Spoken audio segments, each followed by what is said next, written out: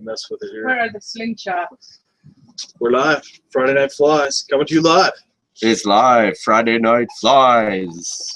Friday the 13th. Ha ha ha. We'll look up at the top screen for that one. Oh, you're not down I there? had it down on the bottom, but it was way better. Oh, that just goes right along with Friday the 13th. Everything screws up on the 13th. Well, So checking to make sure that we got communications with everybody here. So anyhow, what do we got here today? Well, Where are the now that we had our fun. So it's Friday Night Flies. We're here at Spud Valley Sporting Goods, 1380 Birch Street, downtown Pemberton. And it's brought to you by Pemberton Fish Finder, as always. And yeah, this is Friday Night Flies. I'm Boulder. And what do I got first going on? First is a blue-winged olive. Hey, let's go down.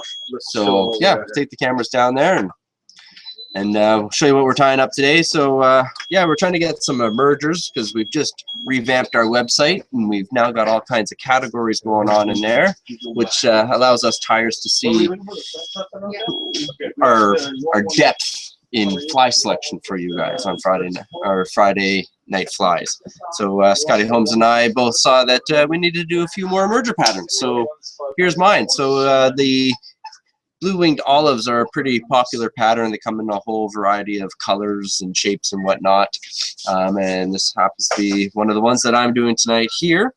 And it imitates a lot of emerging patterns, usually on the smaller size. So this is a size 14, and usually tie them between 14 and 18. You go right down to pretty small. So we'll get our hook in there and we'll show you what we're doing today. So the blue-winged olives, their main imitation are mayfly. So if you see a hatch of mayflies going on, drop in this guy. And the whole idea with this too is that the CDC, which is the wing here, will hold it up in the water skim or film in the top layer, and the rest of the body will hang underneath. So we got our size 14 curved caddis hook, and I'm using 8/0 black thread, and we're just going to get a thread base on here.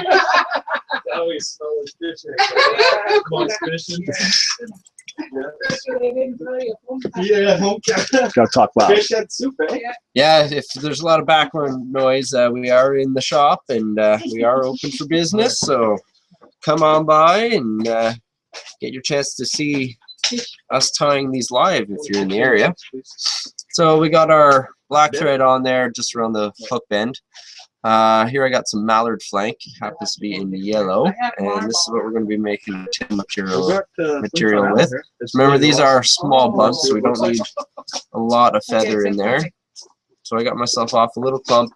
I'm going to make this because this is not the tail of the fish, but the husk. So I'm making it the length of the hook off the back here. So we're going to get that secured in there. And then I'm just going to do one little wrap underneath the tail I put on. And I am going to wrap this feather right up. So that just helps with my consistency.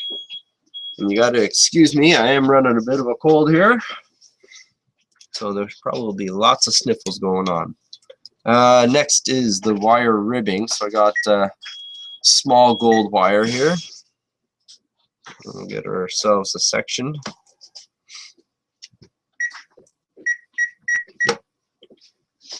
And then we're going to tie that in along the whole length of the body as well.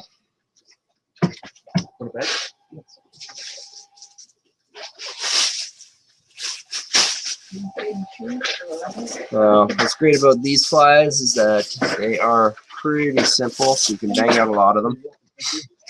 So next what we're going to is our dry dubbing here, and I'm using a bright olive color.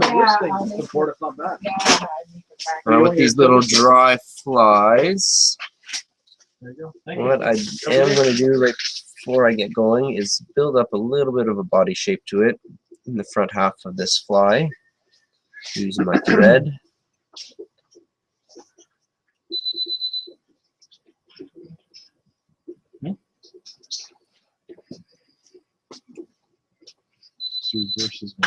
beep beep in the audio right now, man. So it'll be really loud in the camera. BWO. What does that stand for again? Blue wing olive. I knew that. I was just making sure that everybody else, in case I missed it. All right, so got a little bit of shape to that fly now, and we're going to put on this dubbing pretty thin.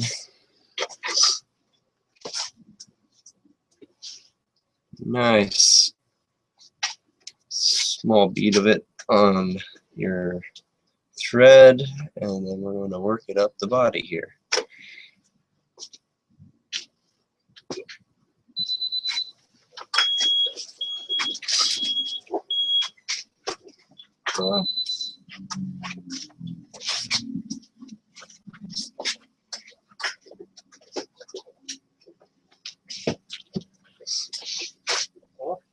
All right, so we're just past half, about 2/3 of the way up.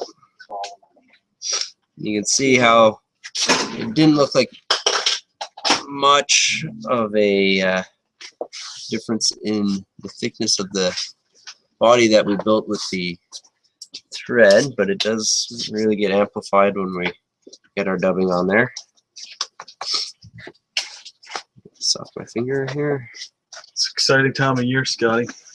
You got some killer patterns coming up here soon. And what is it for? Cutthroat. It's that time of year, ladies and gentlemen. It's that time of year. It's that time of year that I lose sleep thinking about my next fishing adventure. Yeah, it is pretty exciting. It's when the river really comes alive Well, they for come the in by first time for the season. Yeah, they come in by the busload, man. And they're ferocious feeders. My kind of fish. Fish that come into the river that are starving. Love eating hooks.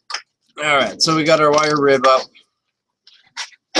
And next we're going to make this wing with our CDC.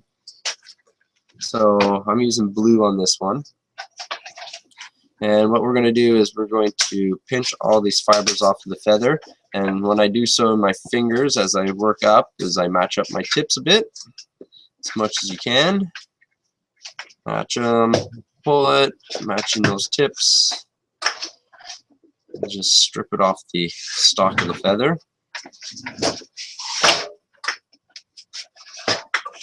So we're left with a little clump here. What are you trying? Are you trying one of these terrestrials? Yeah. You are. And what should have been set for, there we go. So I'm going to tie it in with the feathers going forward. Show them. What's the deal with the Some good firm little tag ends. Yeah, broke the leg off. And now I'm going to fold it back. No, I broke this one's just got a broken leg, so we'll show it from this side. And tie it in nice and secure. So why I do that is it helps to post it up a little bit. If you tie it directly in this direction, it lays too flat. Yeah, how many legs is it supposed to have? Four. Well, it's supposed to have. So I'm just going to get that stuff out of the way here, and then I'm going to do one more wrap right behind it. Just help keep that stuff straight up and down. And then last but not least for this is we're going to put a little head on it. So we're going back to our dry fly dubbing. And I'm just getting a little bit of black here. Too much. And again, go very easy on it on your thread. You don't need a lot for these little flies. We got viewers out there, but we ain't got no questions coming in. Question and answers live right now. If you guys have any questions, try your best to stump us. We love a good challenge. All right, so we just work a little head on here. Perfect timing. So we got some skate sharpening going on now. How fitting. Wet finish.